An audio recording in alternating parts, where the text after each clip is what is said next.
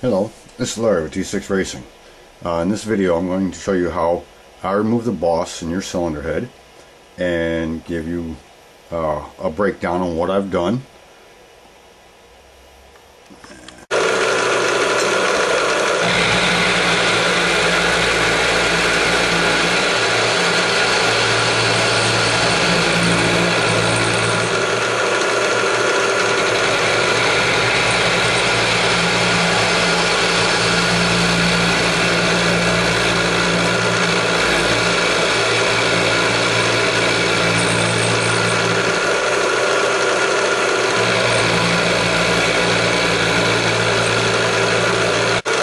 I'm now roughly 3/4 of the way through the boss, and again you have to take careful steps in when porting the floor or any part of your cylinder head, not to go too deep or too excessive.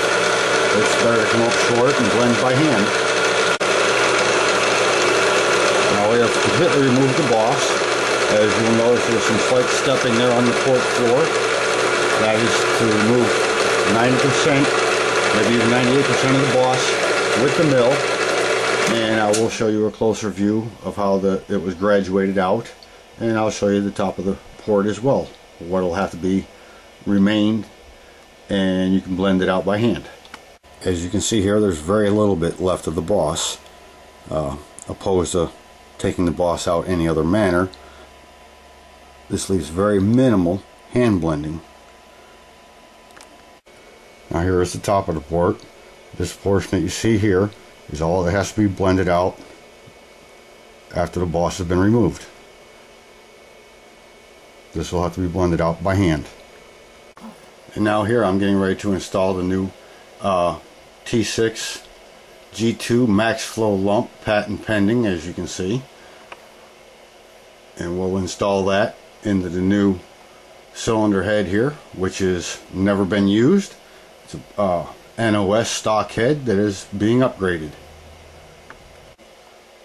The T6G2 Max Flow Lump outflows are first series of the T6 Lump.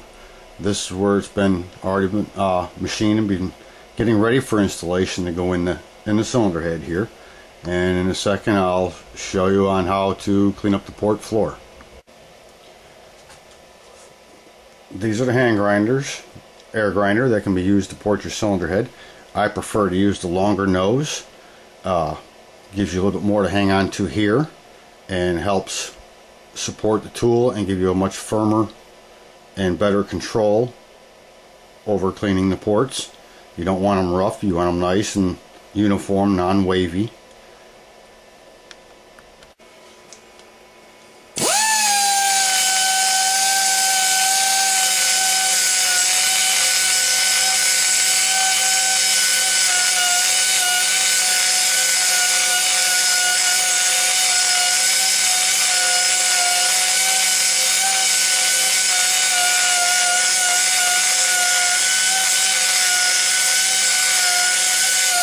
As you see, you want to keep uniform, consistent pressure, give you a nice clean surface. Now here you can see the floor has been blended off, and the next step will be to do the slight countersink on the floor to make the surface parallel with the head gasket surface in the block, and that way your new installed bolt for your cylinder head will be properly flush like it should be. And then we'll proceed into the G2 lump right after that.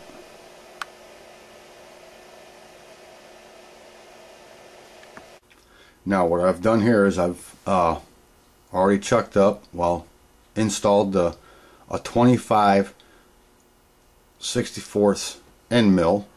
And what I'm going to do is I'm going to drill the mill out the top of the cylinder head, and I'm going to spot face the floor all in the same process.